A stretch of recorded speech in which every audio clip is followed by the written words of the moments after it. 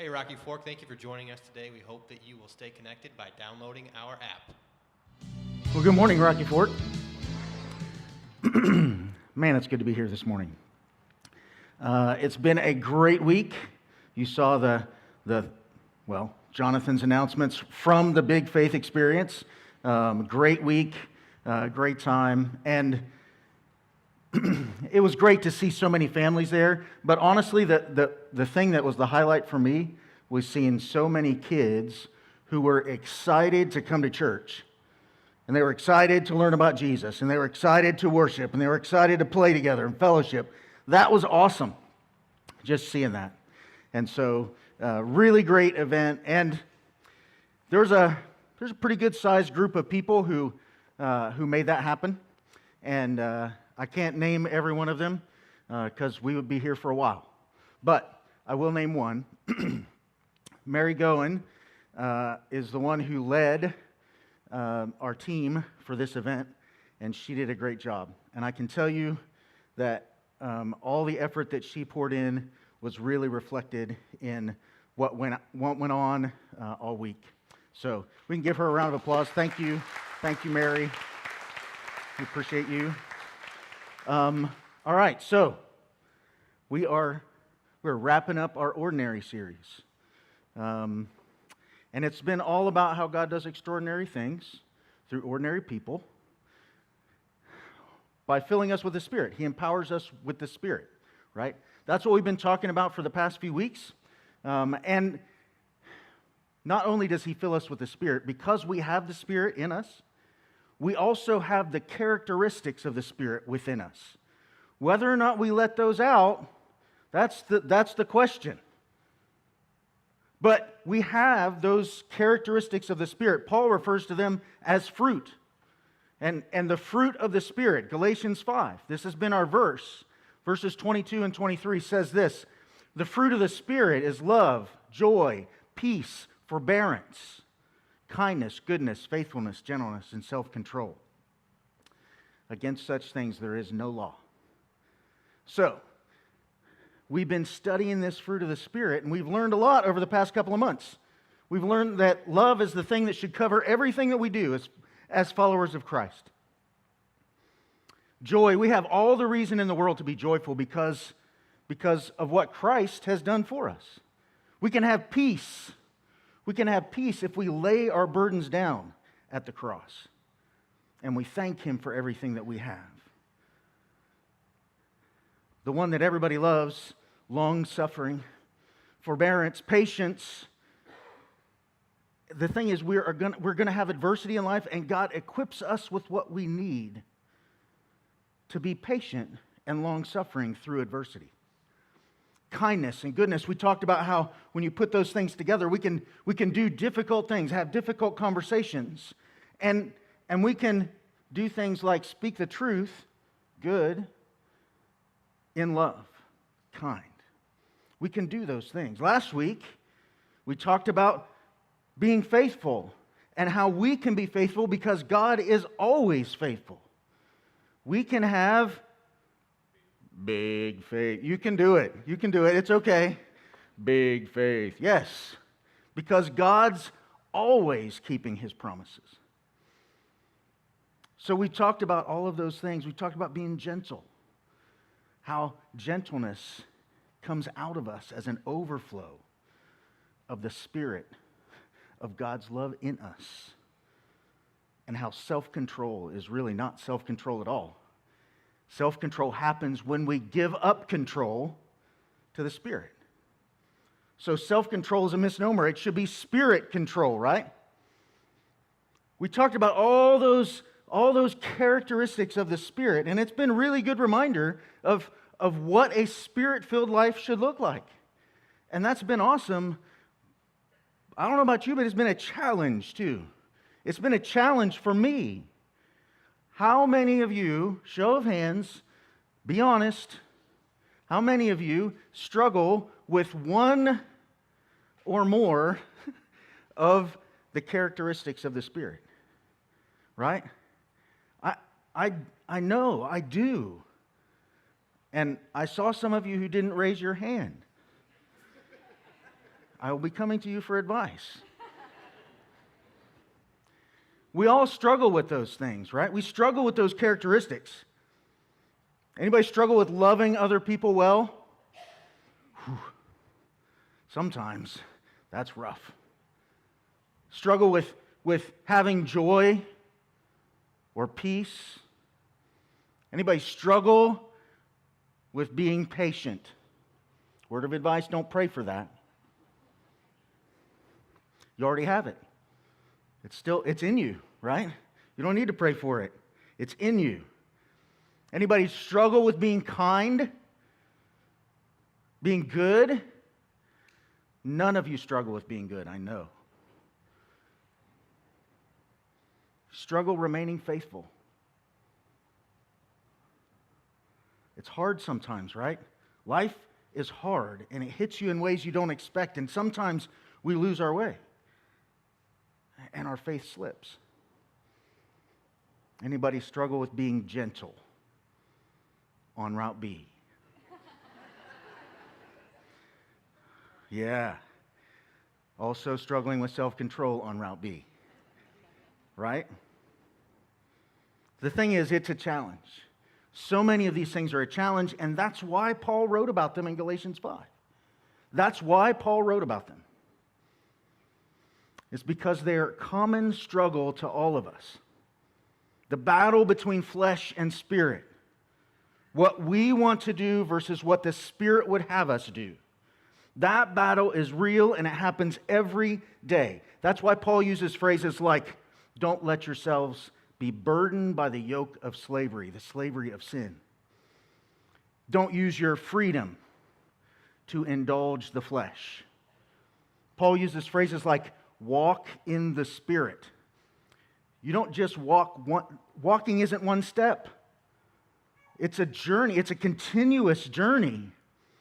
Right? There's this constant thing that's going on within us, this battle between flesh and spirit. And what that means for us is that sometimes the flesh is going to get the upper hand. Sometimes the flesh is just going to win. And that's part of it. That's part of the battle, part of the journey. And what that means is when the flesh does win, when you give in to what you want instead of what the Spirit wants, it would be really easy to give up. But what Paul talks about is not giving up. You got to get up and dust yourself off and get back at it. You got to move on. You can't dwell in the failure. The thing is, there are going to be mistakes that you make. There are going to be lapses in judgment that you make, that you have. There are going to be sins that you commit. It's going to happen. The flesh will win sometimes. But God is greater, right? The Spirit within you, the power of the Spirit within you is greater than any failure, any sin, any lapse in judgment. The Spirit is greater than all of those things.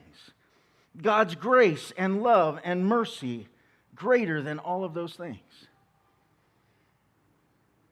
And what that means for us practically is that when we fail, we can have the confidence to get back up because what is in us is greater than our failure. The Spirit is greater. And the Spirit is still working. Still working on you. God doesn't stop when you fail. It's like if we were a one-time failure society, if Christianity was a one-time fail deal, we'd all be in trouble. Every one of us would be in trouble. But it's not that way.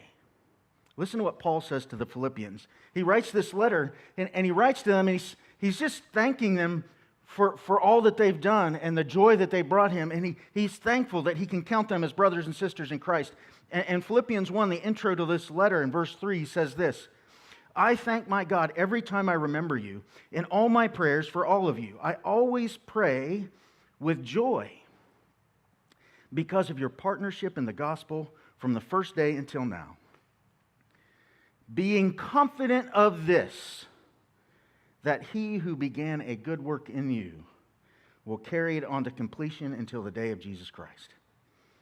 That he who began a good work in you will see it through to completion. He will see it through. He's not done working. That's what Paul's saying. God is not done working on you. The Spirit is not done working in you. Paul reminds us that God is at work. He loves us. He loves us enough that he gave us his Son for us. He established a plan of salvation from the beginning of time. That's how much he loves us. And so he's not going to give up on us because we have a setback, because we make a mistake, because we let the flesh win. No. God doesn't give up on us. And we shouldn't give up on us either, because the Spirit is still in us. The Spirit is still in us. The Spirit is still in the fight. God is still with you, and he is working to draw you closer to him. He wants to draw you near, to pull you in. If you hear nothing else from this entire series, please hear this. No matter how far away from God you have wandered, no matter how defeated you may feel, no matter how insurmountable the odds are against you, your circumstances are so bad, no matter how bad it looks, the battle is not done. That battle for your soul is not done. God is still working. You have not lost. You don't have to lose hope, because God, the almighty creator of the universe, is still alive and working, and he is working in you. In you with the Spirit. And he is so much greater than anything else that you may be going through. So press on. So press on. No matter how many times you fail, keep coming back to the well that never runs dry. Keep diving into the Word. Keep petitioning God in prayer. Keep asking him. Keep returning to the Good Shepherd, the one who so desperately wants you in the fold. Cling to Jesus. Cling to him. He will sustain you. Jesus tells us that. He says, I will sustain you. Listen to what he tells his disciples in John 15. Jesus says this, John 15:1. I am the true vine. My Father is the gardener. He cuts off every branch in me that bears no fruit, while every branch that does bear fruit, he prunes, so that it will be even more fruitful. You're already clean. You've already been pruned, is what he's saying. You're already clean because of the word I have spoken to you. Remain in me as I also, what? Remain in you. No branch can bear fruit by itself. It must remain in the vine. Neither can you bear fruit unless you remain in me. I am the vine. You are the branches. If you remain in me and I in you, you will bear much fruit. Apart from me, you can do nothing.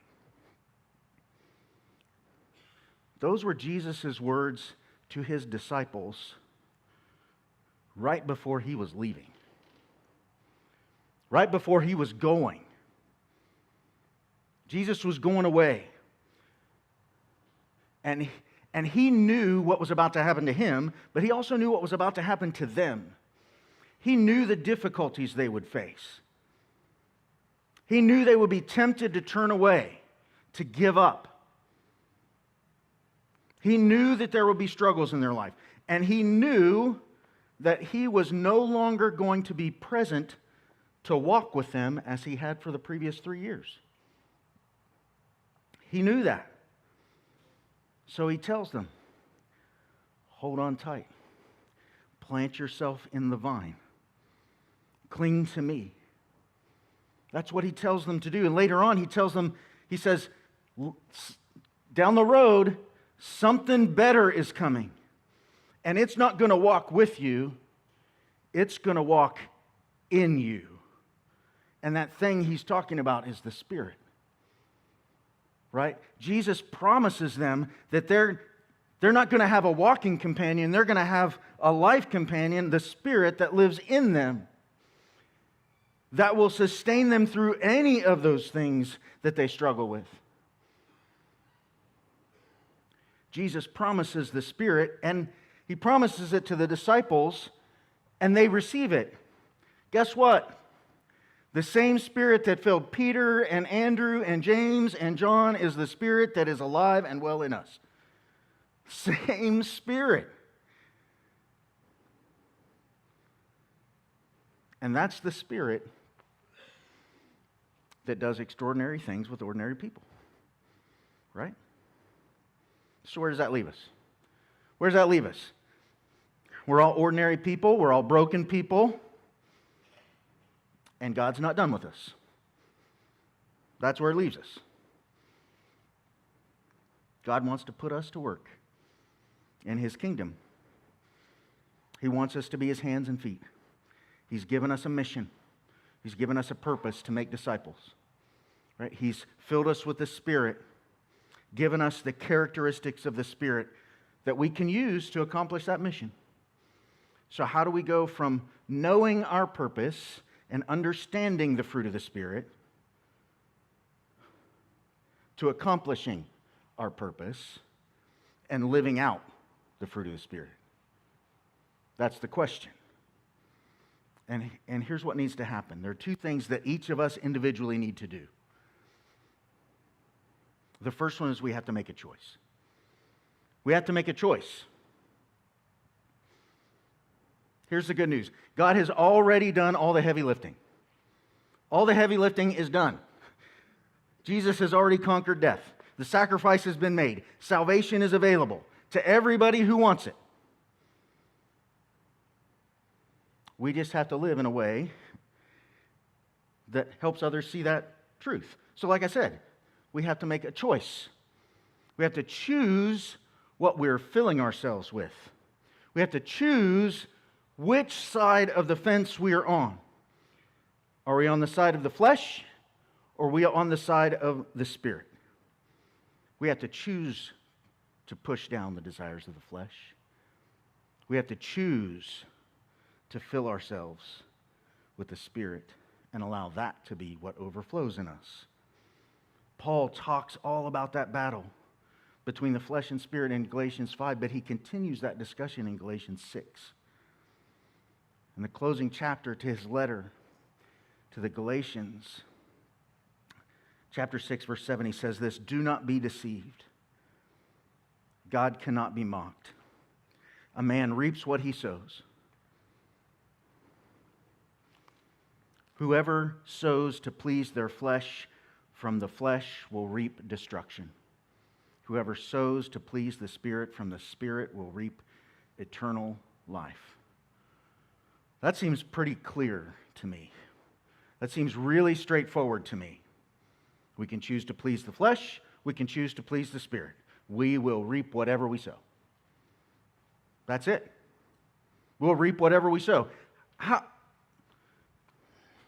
If it was that simple, right? If it was just, oh yeah, we just choose and everything's good. If it was that simple, we wouldn't have to talk about it. Paul wouldn't have had to write about it. But it's not that simple. Here's the truth. How much better would things be if before every decision we made, we asked the question, is this pleasing to the Spirit? I know that sounds kind of hokey, right? It's like, oh, what would Jesus do? Right?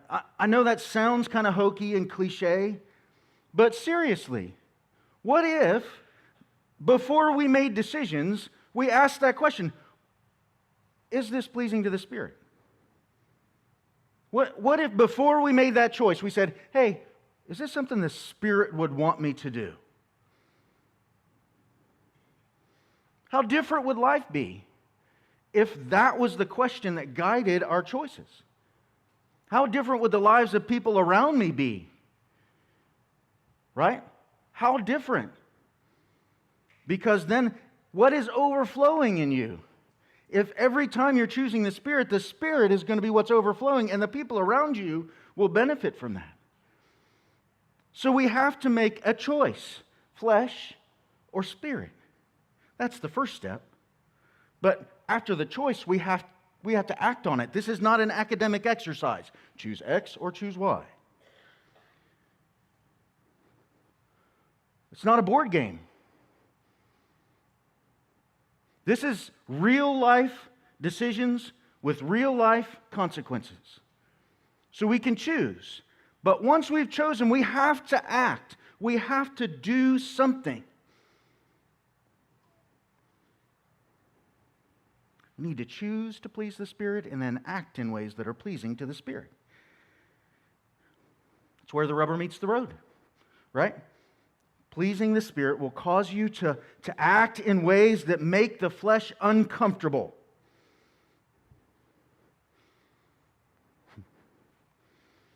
If you're uncomfortable, good. Good. You know what that means? You're in the battle. You're in the battle between flesh and spirit. When you're uncomfortable, you're in the battle between flesh and spirit. You're in the midst of it.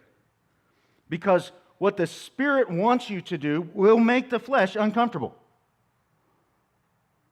And so every time you feel, it's like, ooh, I really want to do this. And not doing that, I'm really not very comfortable with that. Every time you feel that, that is the Spirit prompting you. That is the Spirit prompting you to follow Him and not the flesh. You're in the middle of the battle, friend. And that's a good thing.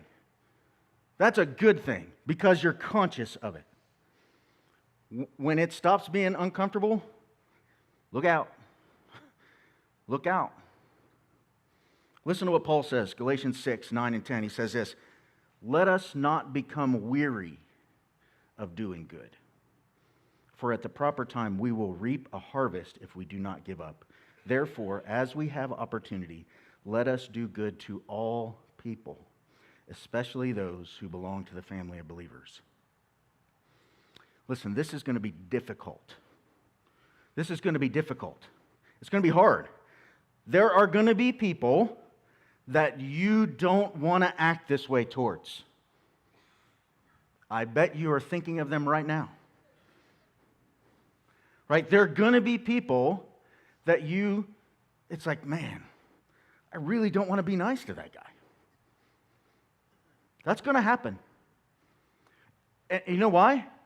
Because there are people who haven't been spiritual to you. People who have not acted well towards you.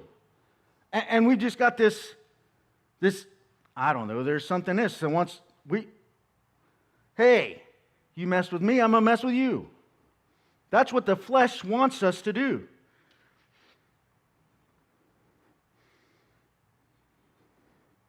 But that's not what the Spirit would have us do. That's not what the Spirit will lead us to. There will be times when you feel like giving into the flesh and doing what you want instead of what the Spirit wants. But those are the times that we have to stop and ask that question and choose the Spirit and act in ways that please the Spirit. Paul tells us, don't grow weary of doing good. Don't quit. Even when you're, like every fiber of your being is saying, I should not speak to that person because I will say something mean, right? Every fiber of my being is telling me, I want to do something mean to this person. I want to say something. I want to have the last word. I want to say the thing that's been on my mind. Man, you don't have to do that. You don't have to do that. Live in the Spirit. So, The battle between the flesh and the spirit is something that happens every day. And let me ask you a question. Did you mess it up yesterday? Did you mess it up yesterday? How about the day before? How about this morning? Right? I know. Yeah, been there. Man, don't give up. This is not a one-time choice. It's not a one-time commitment. It's like, woohoo, we're done. Like, I have chosen to live with the Spirit and I'm good from here on out. No, it's ongoing. You've got these decisions that you make every day. It's a lifelong commitment to choosing the Spirit over the flesh. And when you do that, you're setting yourself up, Paul says, to reap a harvest. And it may not be something you see today. In fact, it's not going to be something you see today, most likely. A farmer plants a seed. They don't harvest a crop tomorrow. You make the choice, you plant the seed, you continue to cultivate it, and make that same decision over and over again, and water it, and God will cause that to grow, and there will be a harvest.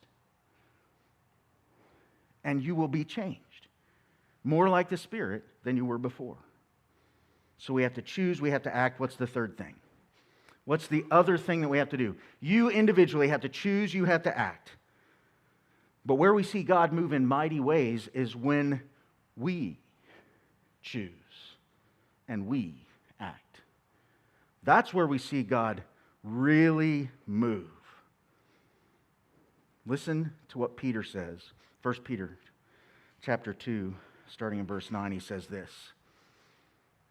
Peter says, "But you are a chosen people, a holy nation, a royal priesthood, God's special possession, that you may declare the praises of him who called you out of the darkness into his wonderful light.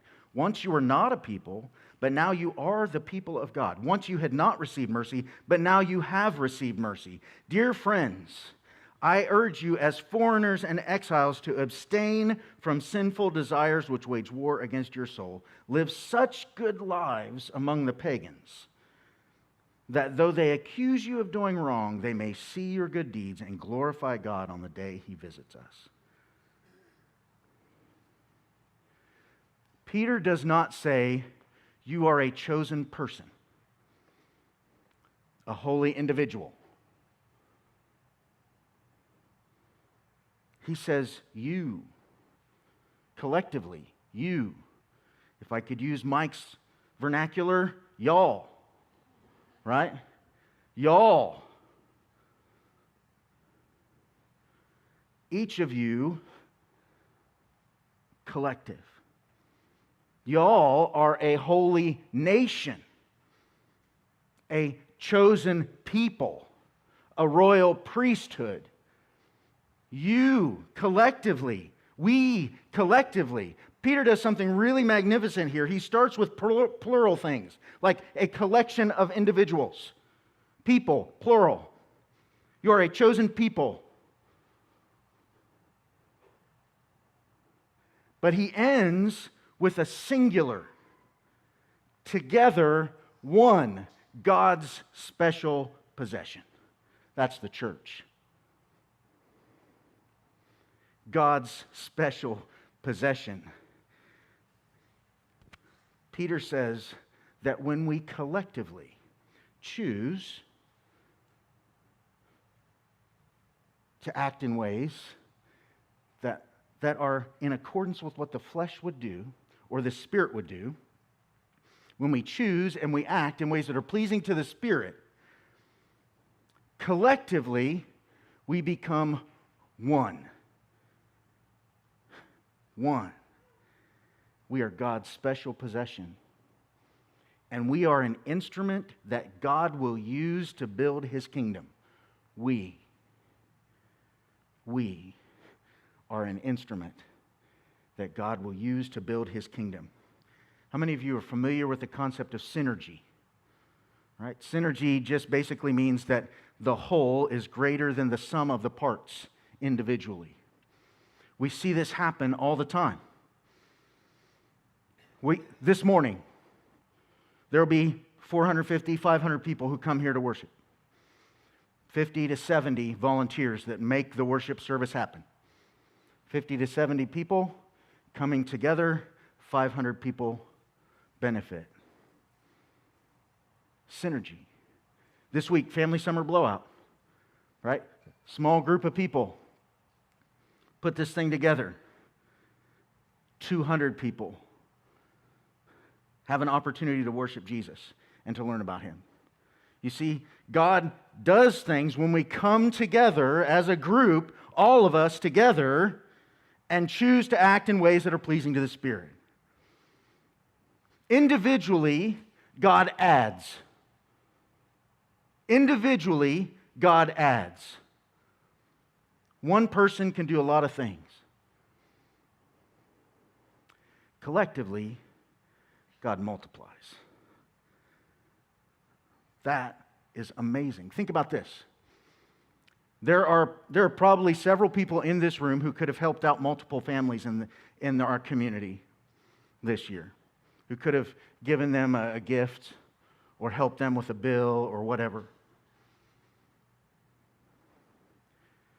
But collectively, with very little input from every single person, we've helped 7 families this year with the dollar difference.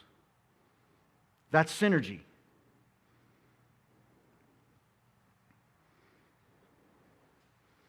Individually, there are lots of you in this room who have invested in relationships with someone and led them to Christ. That's amazing. I am thankful for what you are doing, for living out the mission of making disciples. I'm thankful for those of you who are doing that. Individually, what you're doing makes a difference. Collectively, 56 people this year have been led to Christ at Rocky Fork. And over 500 people have been led to Christ since Rocky Fork was founded. Think about that for a minute. Think about that for a minute.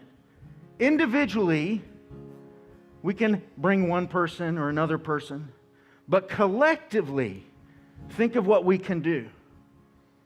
We talked earlier this summer about reaching our community for Christ. How do we make that happen? Individually, it can happen in every interaction that we have. We can make a choice and we can act in ways that are pleasing to the Spirit. But collectively, we move, and God moves in incredible ways. God moves in incredible ways when we rally around Him. Collectively. All of us together, choosing the Spirit over the flesh. And that's when God does amazing things. That's when God multiplies. That's when a community of people become a community of believers. That's how that happens. That's how we take our community for Christ. Is we, y'all, right? We, collectively, are doing this. That's how God takes ordinary people like you and like me and like Peter and like Paul and like Andrew and like James and John, and He does extraordinary things. He builds a church that impacts a community for Jesus. That's where we want to be, right? That's who we want to be. So let's just go and do that. Let's just go and do that. Would you stand and praise Him?